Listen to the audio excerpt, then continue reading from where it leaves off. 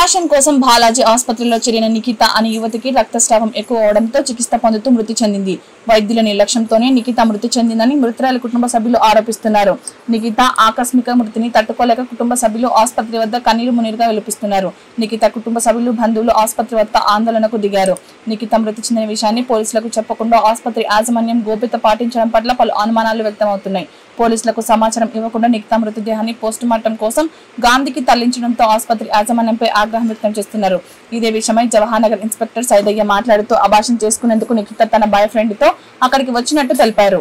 రక్తస్రావం ఎక్కువ అవడంతో చికిత్స చేస్తున్న క్రమంలో బీపీ ఎక్కువై గుండెపోటుతో మృతి చెందినట్టు వైద్యులు చెప్పినట్టు ఇన్స్పెక్టర్ పేర్కొన్నారు. మృతదేహాన్ని పోస్ట్ మార్టం నిమిత్తం గాంధీ ఆసుపత్రికి తరలించినట్టు వెల్లడించారు.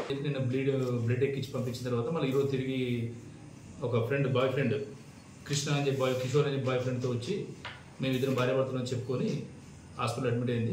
ఈరోజు మధ్యాహ్నము 2:33 ప్రాంతాన ఆమెకు అబార్షన్ అయిన తర్వాత ఆమె బాగా చల్లచెమ్మడంతో హాస్పిటల్తో చనిపోయిందని చెప్పి హాస్పిటల్ ఇంటిపోయింది ఇచ్చారు. దానిపై ఇమీడియట్గా పోలీస్ రెస్పాన్స్ అయ్యి వాళ్ళ పేరెంట్స్ అమ్మాయి యొక్క పేరెంట్స్కి పిలిపడం జరిగింది. బాలమని ఫిర్యాదు మేరకు ప్రజెంట్ 194 BNS కింద కేసెస్ చేస్తున్నాం. రేపు పోస్ట్ మార్టం తర్వాత చర్య తీసుకుని జరుగుతూ ఉంది ఇన్వెస్టిగేషన్ ప్రాసెస్. ఓకే.